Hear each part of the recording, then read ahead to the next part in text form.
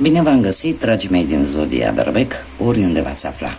Bine ați venit tuturor, atât dragilor mei abonați, cum de asemenea și celor care poate v-ați abonat de curând. Tuturor bine ați venit pe canalul meu Tarot Flori de Loto. Eu sunt Nina pentru cei care nu mă cunosc și mă bucur să vă am alături la fiecare lectură. Azi voi face lectura generală pentru luna august, așa că dacă aveți soare, lună, Venus sau ascendentul în Zodia Berbec, atunci această lectură este de asemenea și pentru voi. Desigur, dacă nu vă veți regăsi în această lectură, puteți viziona celelalte zodii care pot reprezenta pentru voi, așa cum am mai spus, Luna, Venus, ascendentul sau oricare altă planetă din cartea voastră astrală. Așa că zic să începem și începem cu acest oracol al frunzelor de ceai. Și haideți să vedem ce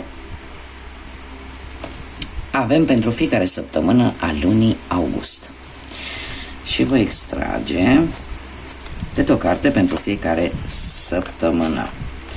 Și avem prima săptămână, a doua,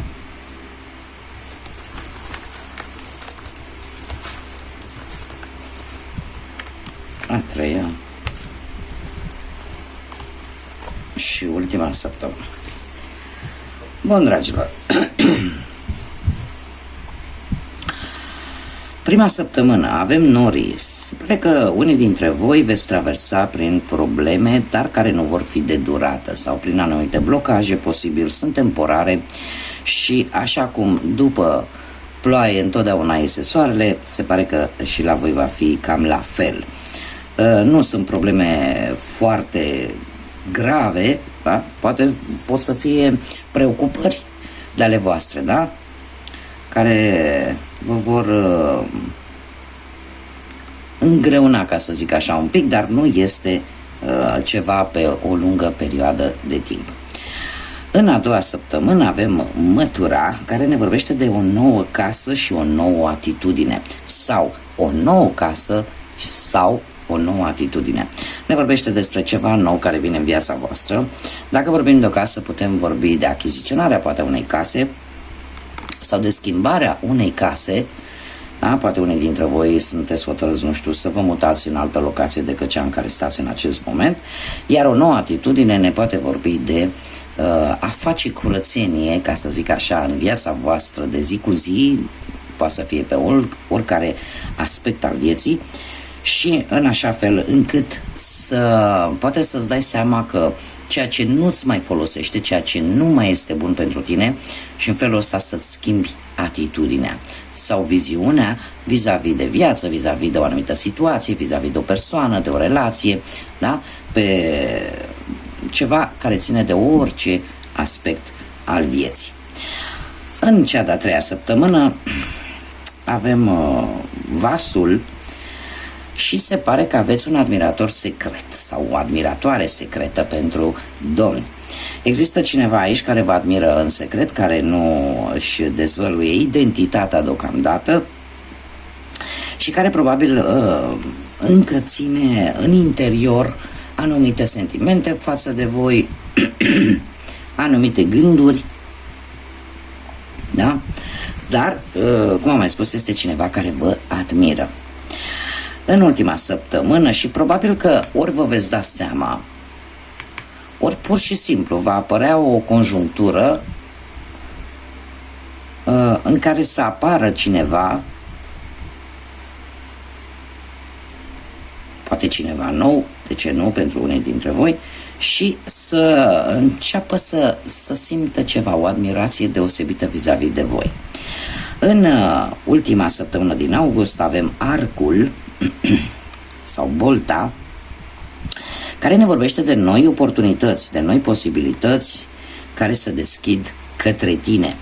Este foarte interesant. De ce? Pentru că este o lună care mie nu-mi sună nimic rău, este totul parcă ne vorbește de ceva nou care vine în viața voastră, ceva care se va deschide într-o manieră, aș spune eu, destul de plăcută. apar noi oportunități, noi posibilități și noi cărări care vi se deschid și care au o bază destul de solidă. Cum am mai spus, pe toate aspectele vieții e valabil acest lucru. Pentru unii poate să fie în dragoste, pentru alții poate să fie în partea asta profesională, pentru alții poate să fie la bani. Fiecare trebuie să adapteze în funcție de situația în care se află. Acum, haideți să vedem ce ne spune și oracolul cavalerilor de dragoni. L-am ales pentru că suntem în luna lui Cuptor și am considerat oportun să-l folosesc. Haideți să vedem un mesaj pentru dragii mei din Berbec, te rog.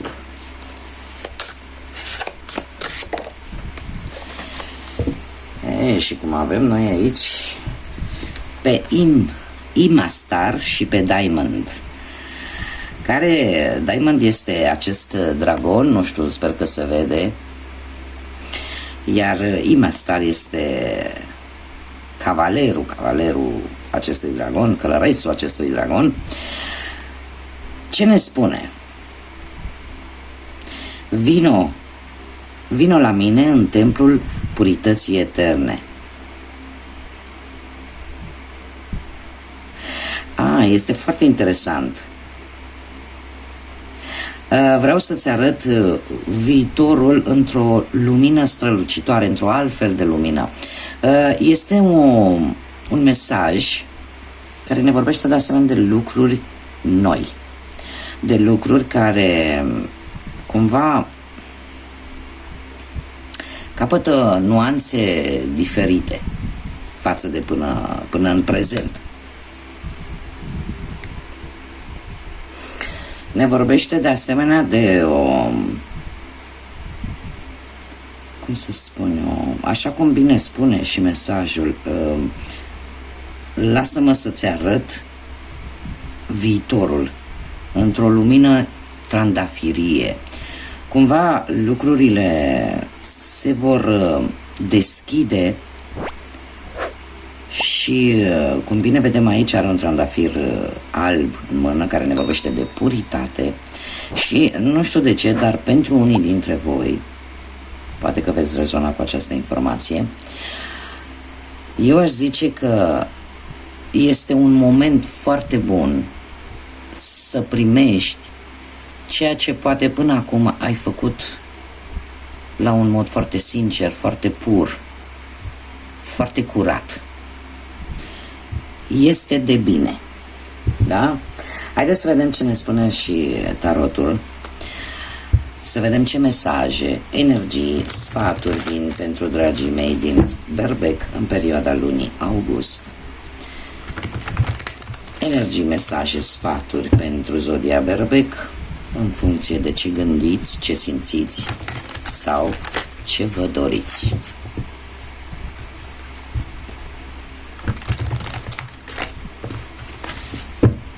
Haideți să vedem.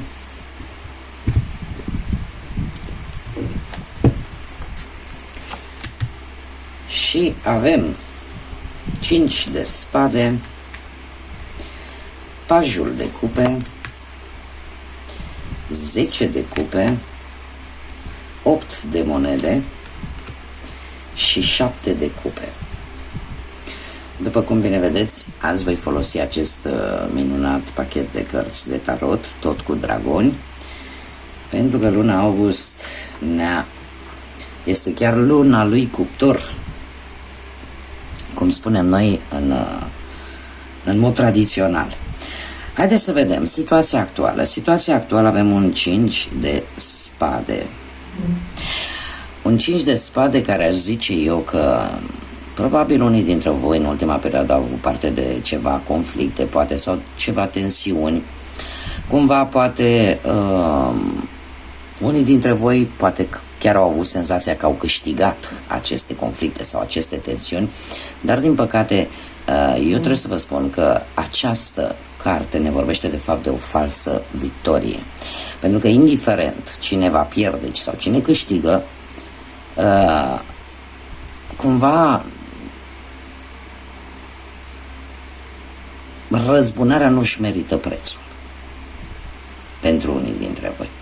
Ne poate vorbi de gelozie, ne poate vorbi de invidie.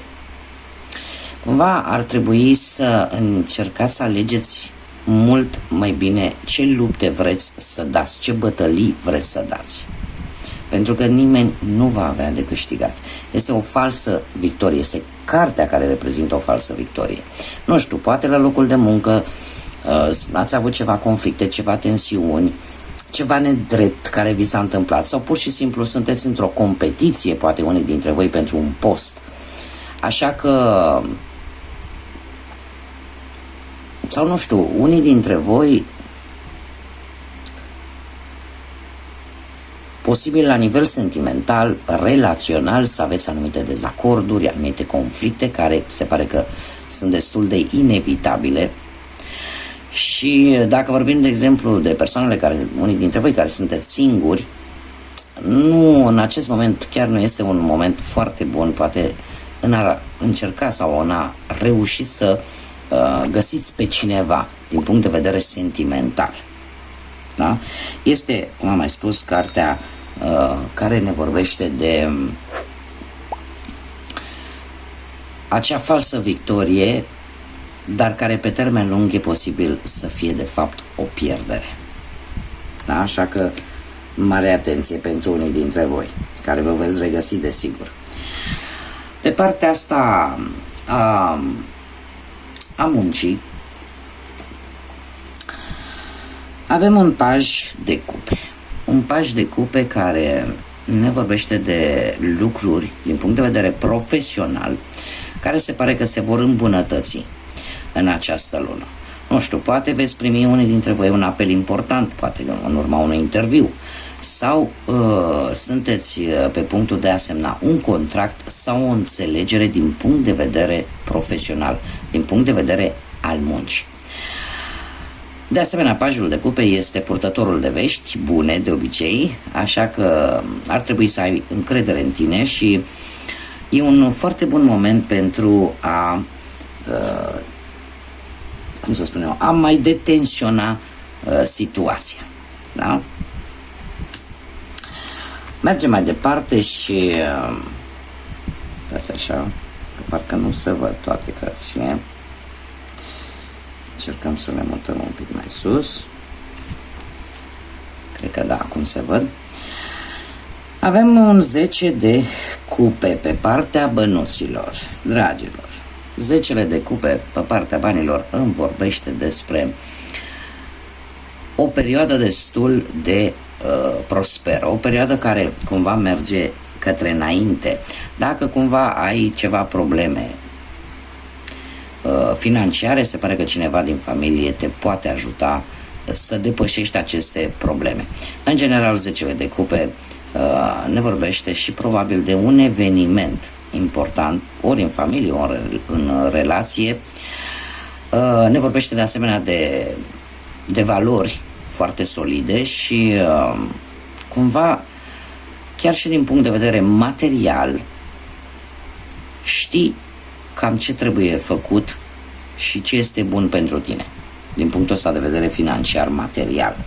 Și ai, desigur, suportul familiei. Deci dacă sunt ceva probleme din punctul ăsta de vedere, apare suportul familiei. Pe partea dragostei, avem un 8 de monede. Un 8 de monede care ne vorbește de... Poate pentru unii dintre voi sunteți prea focusați pe partea asta profesională și într-un anume fel, cumva parcă lucrul acesta va interveni într-un mod negativ în relație, mai ales pentru cei care sunteți deja într-o relație, într-o pereche, da? Așa că ar trebui în această lună august să găsești un echilibru între viața profesională și viața de cuplu. 8 de monede ne vorbește de schimbare benefică pe care posibil unii dintre voi chiar și-o doresc, cum de asemenea ne vorbește și de cum să spunem, nu căutați o anumită perfecțiune. Da? Nu căutați ceva ce poate îngreuna lucrurile.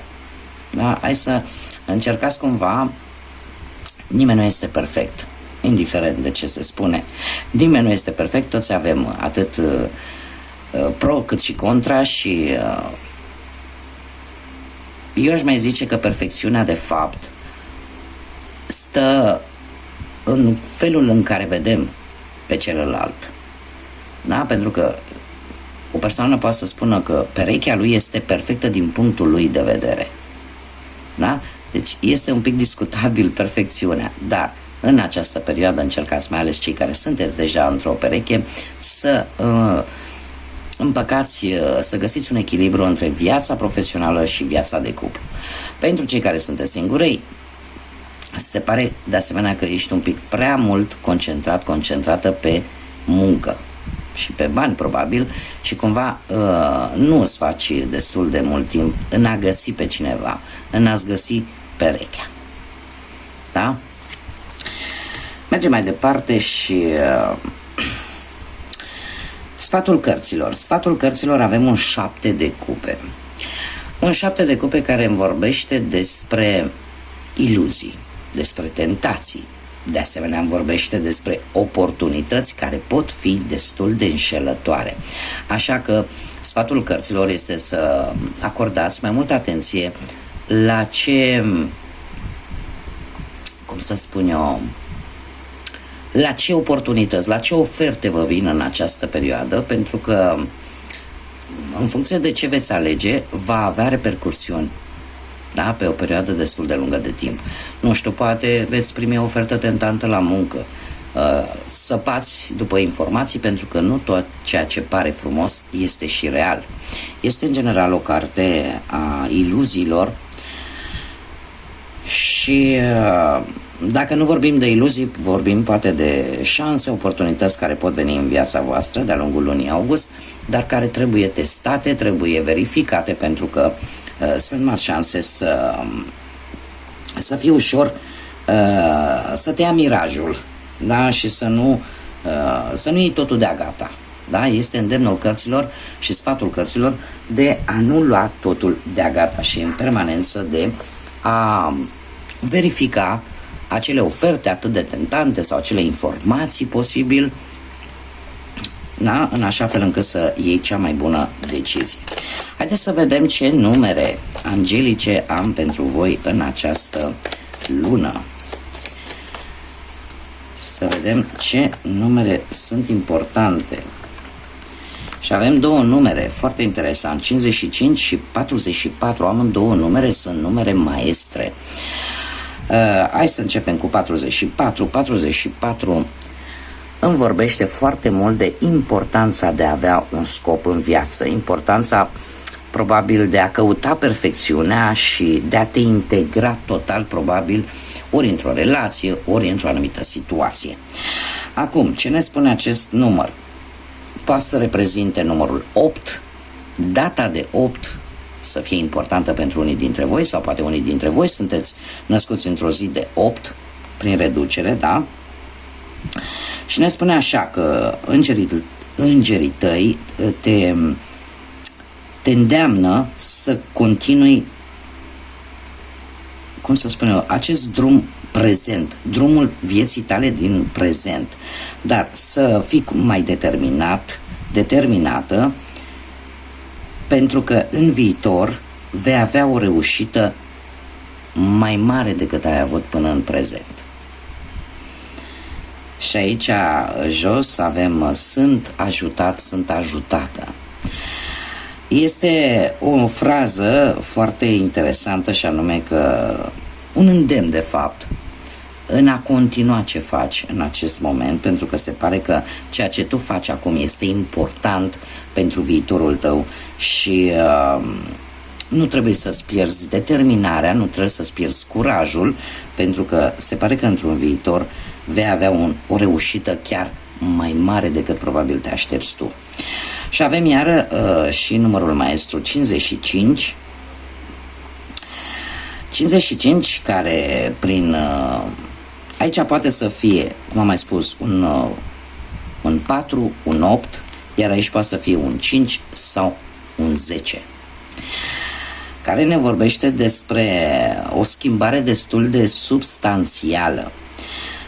și care se apropie într-un viitor apropiat, probabil e posibil chiar în această lună august. Trebuie să accepti o schimbare pentru că este necesară pentru a putea trece peste toate nesiguranțele și peste toate temerile care te încearcă în acest moment. Ne vorbește de o schimbare. Am spus că e un 5 sau un 10. 5-ul reprezintă nevoia poate de libertate, nevoia de schimbare, nevoia de a trece peste anumite instabilități sau peste anumite tensiuni și conflicte interne. Da? Ne vorbește de noi experiențe, dar în general ne vorbește de acea capacitate de a te adapta la o nouă situație, da? Sau poate la o nouă relație. Și bineînțeles avem 10, care este, aș zice eu, un 1 mai mare, mai important, pentru că ne vorbește de puterea de transformare, ne vorbește de începuturi, de înțelepciune și de acea dorință de a te planifica și de a începe o nouă etapă în viața ta. Așa că, dragilor, nu e rău deloc. Haideți să vedem și un ultim mesaj din partea acestui oracol al florilor. Să vedem un mesaj pentru dragii mei din Berbec. Și avem crinul galben, care ce ne spune? Ridică-ți gândurile, concentrează-te pe numeroasele binecuvântări care te înconjoară. Făcând lucrul acesta, vei lăsa în urmă depresia, vei lăsa în urmă acea lipsă de iubire, de amor propriu, da? Și toate problemele care te apasă. Acum, ca să fac o traducere așa mai colocvială, mai pe înțelesul tuturor, această carte ne vorbește foarte mult de a te concentra de fapt cu ce ai fost binecuvântat. Poate ai fost binecuvântat cu o persoană care te iubește, poate ai fost binecuvântat cu o familie frumoasă, poate ai fost binecuvântat cu prieteni buni, poate ai fost binecuvântat să fii sănătos. Deci trebuie să mulțumești și să realizezi că toate aceste lucruri bune, poate pentru unii nu foarte multe, poate sunt puține, dar sunt importante. Și ar trebui să vezi aceste lucruri ca pe niște binecuvântări pe care alții probabil că nu le au. Iar în același timp, făcând lucrul acesta, vei face să dispară toată acea lipsă de amor propriu, anume de a te iubi pe tine. Poate mulți dintre voi nu se iubesc pe ei înșiși atât cât ar trebui. Iar eu, îmi place să o spun, dacă nu reușești să te iubești tu pe tine, este foarte greu să iubești pe altcineva sau să ceri altcuiva să te iubească.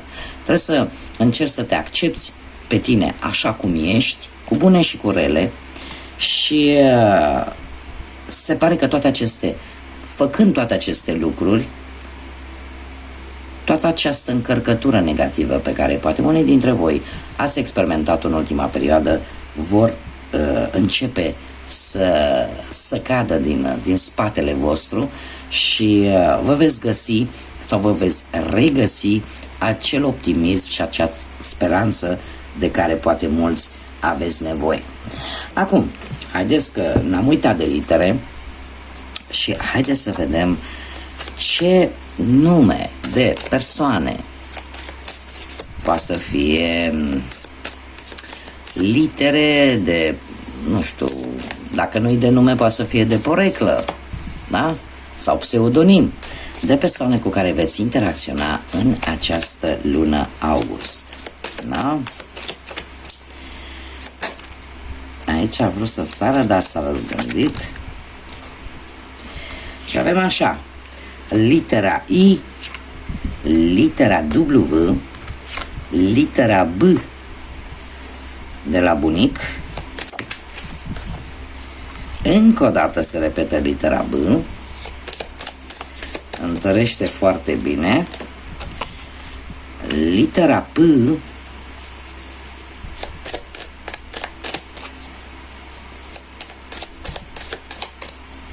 Încă una.